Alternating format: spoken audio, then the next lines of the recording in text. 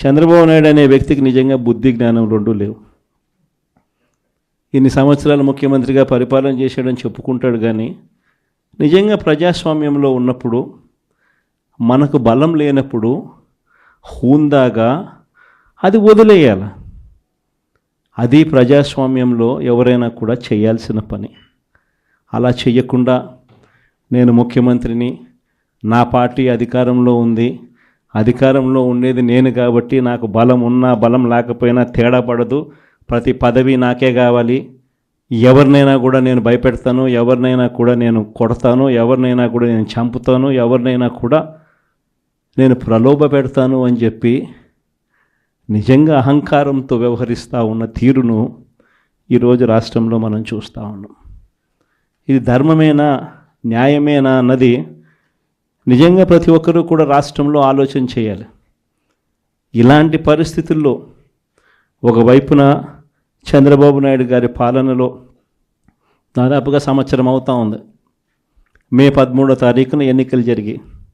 ఈ మే 13వ తారీఖు వచ్చేస్తే సంవత్సరం అయిపోయినట్టు. అంటే దాదాపుగా 11 నెలలు చంద్రబాబు నాయుడు గారి పాలన అయ్యింది. ఈ 11 నెలల కాలంలో ఎక్కడైనా కూడా నాయకుడు అనేవాడు ఎలా ఉండాలి? తాను చేసిన మంచి పనిని చూపించి, నేను ఈ మంచి చేశాను కాబట్టి ప్రజల దగ్గరికి వచ్చి ధైర్యంగా చిరునవ్వుతో ప్రజల మన్ననలు పొందుతూ వాళ్ళ ఆశీర్వాదాలు తీసుకునే కార్యక్రమం ఎక్కడైనా జరగాలి. కానీ 11 నెలల కాలంలో చంద్రబాబు నాయుడు గారి పాలనలో మనం చూస్తూ ఉన్నది ఏమిటి అని అంటే, సూపర్ 6 గాలికి ఎగిరిపోయింది, మోసం. సూపర్ 7లు గాలికి ఎగిరిపోయాయి, మోసం. 143 హామీలు ఎన్నికలప్పుడు ఒక మేనిఫెస్టో అని చెప్పి ఈ కూటమి ప్రభుత్వం దాన్ని చూపించి ప్రజలకంతా కూడా మభ్యపెట్టి, ప్రతి ఇంటికి ప్యాంఫ్లెట్లు పంచి, ప్రతి ఇంటికి వచ్చి వాళ్ళ కార్యకర్తలు, ఇదిగో మా మేనిఫెస్టో, ఇదిగో మా చంద్రబాబు నాయుడు బాండ్ పెట్టినాడు, బాండ్ పంపించినాడు మీకు అని ఈ రకంగా ప్రతి ఒక్కరిని కూడా ప్రలోభ పెట్టి 143 హామీలనిచ్చి ఎన్నికలు గెలిచారు. మోదీ గారికి జగన్ గురించి ఎందుకు చెప్పనంటే, జగన్ అనేవాడు మా ఇలాకా పిల్లోడు, మేము చూసుకుంటాం కదా. ఇక్కడ మన ఏరియాలో ఒక ఆకతాయి, మన ఏరియాలో ఒక రౌడీ పిల్లోడు ఏడుస్తా ఉంటే మనం తీసుకెళ్లి హెడ్ మాస్టర్ చెప్తాం, మన క్లాస్లో మనం హ్యాండిల్ చేయదు.